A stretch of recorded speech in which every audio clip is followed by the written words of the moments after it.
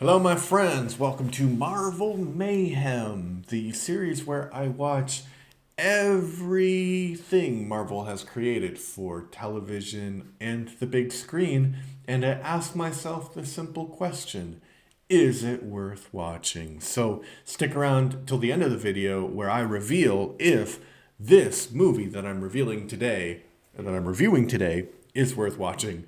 Today we're reviewing 1989's The Trial of the Incredible Hulk.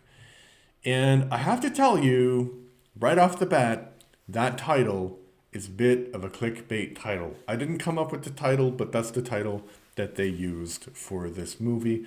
It was a made for TV movie, and it was meant to introduce the character of Daredevil for a potential TV series. And they had tried to do this the year before with Thor.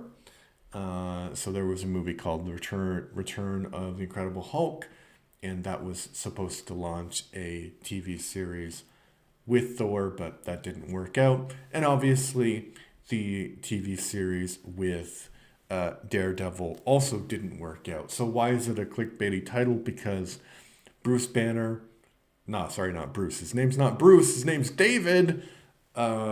For reasons, if you watched my other videos, you know, but basically, when they made the TV series, they didn't want to have an alliterative name, so they got rid of Bruce Banner and renamed him David Banner.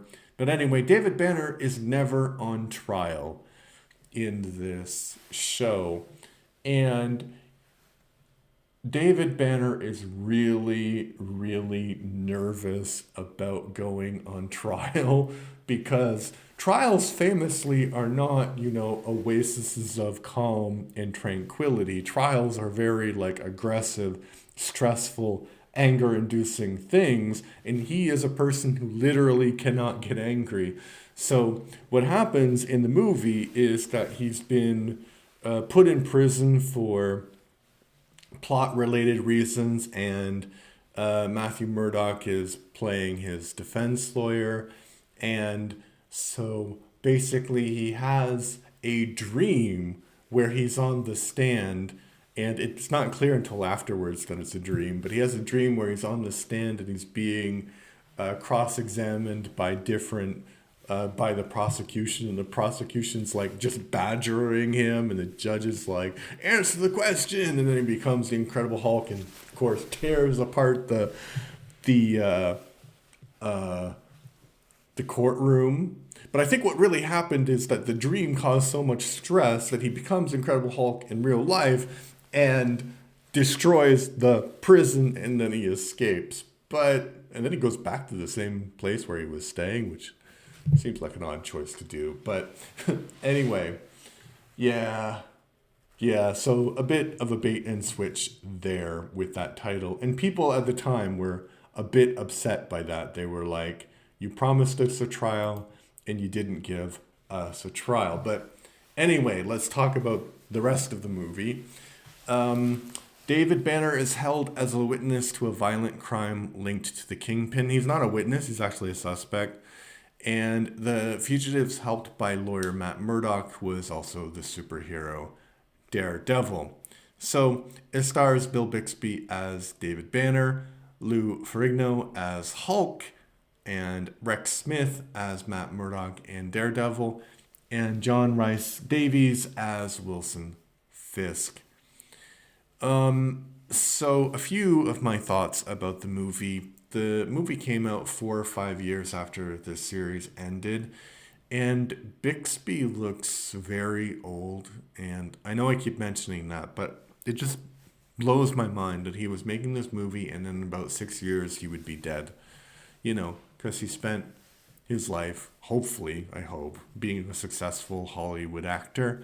So he didn't have time to retire so much and enjoy life. Maybe he enjoyed life while he was working, I hope.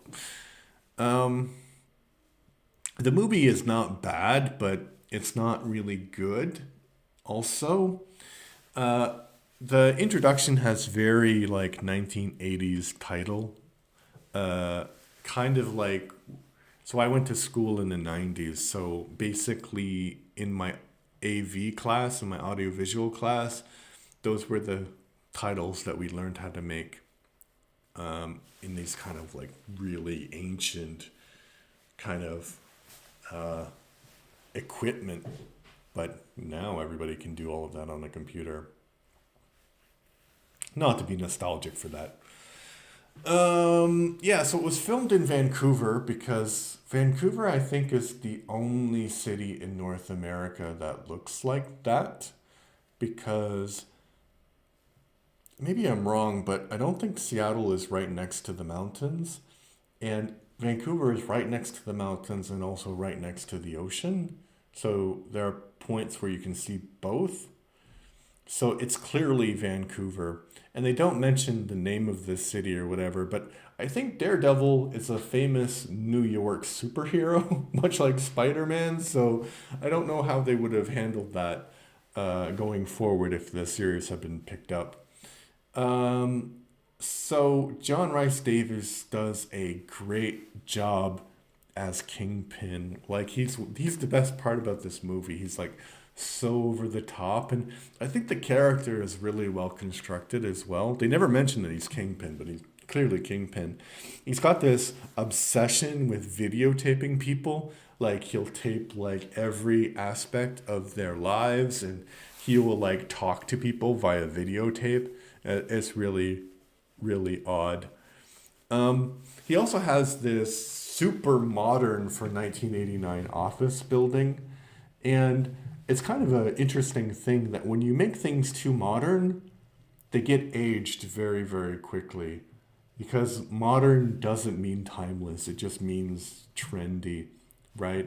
So you can clearly, like, it looked super modern in 1989, but you watch this movie and you're like, yes, that is an office space from 1989. Look how brown it is.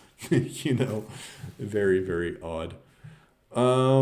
Yeah, so this is actually the first live action appearance of Daredevil. Kind of interesting little bit of trivia there, if anybody asks you. And so Daredevil, he has some moments where he's like fighting crime, and there's a scene where this teacher who is the witness to, well, it's kind of weird because there's a plot involving diamonds because Kingpin wants to control organized crime, blah, blah, blah. But basically, one of Kingpin's henchmen assaults a woman named Eva Mendes on the subway.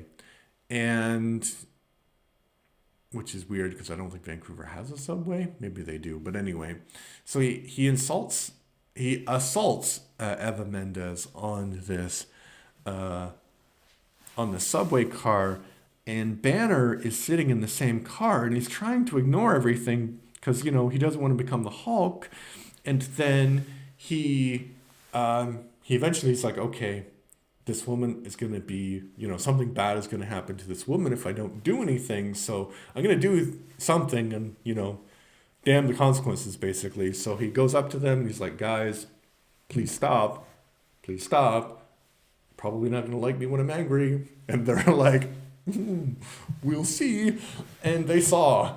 So basically, they throw him behind some chair, seat in the subway car, and then he transforms into the Incredible Hulk, and he destroys the subway car. He destroys them. I mean, they don't die. But basically, so the whole motivation of this film is that Mendes saw Kingpin's goon, and he assaulted her, or tried to assault her, and then the Incredible Hulk intervened, but Mendes saw the guy, and the guy was on the way back from robbing these diamonds. So Kingpin has to protect this guy because he has to protect the fact that he was involved with the robbery somehow. Kind of makes sense, but doesn't really make sense. And so Kingpin's men, they kind of intimidate Mendes, and they say, you need to say that Banner was the person who assaulted you. So that's why Banner is in prison. So then Murdoch has to go and interrogate Mendes. So Mendez recants her story after, for some reason, they decided that Kingpin decides that he wants Mendez dead. So she's like, I don't know why they're trying to kill me after I was lying for them, so I'm not going to lie for them anymore. And so she goes to Murdoch, or she says to Murdoch, like, you need to give me protection. And as Murdoch is going to give her protection, she's kidnapped by Kingpin and the goons. And she's put in this place because what Kingpin wants to do is create a trap for Daredevil. So basically, Daredevil goes in this trap, and first they shine bright lights in his face because they're trying to distract him, but obviously that doesn't work because he's blind. And then they use like loud music, like loud noises, and that does distract him, and he starts to get beaten up. And then Banner has been following him, and he sees him get beat up, so he gets mad, and then he becomes Incredible Hulk, and then he breaks in and he starts breaking things. And then Eva Mendes has the best line of this movie where she says, "What's going on?" As she sees Daredevil getting beat up and then the Incredible Hulk, and she's like, "What is going on?" Well, she says what's happening, not what's going on, but still, same. Valid question, Eva Mendes. Valid question. So, I don't know why they didn't pick this up. I think maybe it goes back to the point I made in the review of The Incredible Hulk Returns, which is I think maybe they didn't do a good enough job of establishing a unique universe for Daredevil to inhabit in. But I think that I think the actor who plays Daredevil, Rex Smith, did a good job. And John Rhys Davis is brilliant as Wilson Fisk, so Kingpin. So they had some things that they could have built on. Yeah, and maybe Daredevil wasn't as popular a character as the Incredible Hulk was. So the networks didn't want to pick it up. Because, like, the Incredible Hulk was a member of the Avengers, but maybe Daredevil was too. But, like, the Incredible Hulk is, like, one of the OG Marvel characters, like Superman. Superman? Oh, my God. What a Freudian slip. I meant Spider-Man. Yeah. Can you imagine if that was one company? Anyway, I will do DC Doom later, but right now, this is Marvel Mayhem. That's what I thought about the trial of the Incredible Hulk. Should you watch this? Is it worth watching? I'm going to say yes. Yes, I think it is worth watching because it gives you kind of like a perspective on the Incredible Hulk.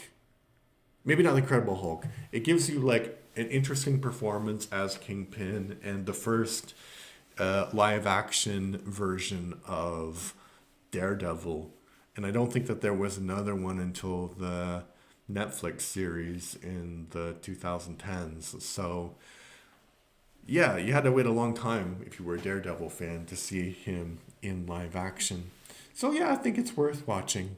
What do you think? Have you seen the trial of the Incredible Hulk? But there's no trial, so don't get angry about that. I know we wouldn't like you when you're angry, probably. Yeah, so if you like what I do, please subscribe to the channel. Please like the video. Please leave a comment. And yeah, thank you. So tune in to the next video in the series Marvel Mayhem, which will be The Punisher 1989. So stay tuned to the channel for that. Talk to you later. Bye-bye.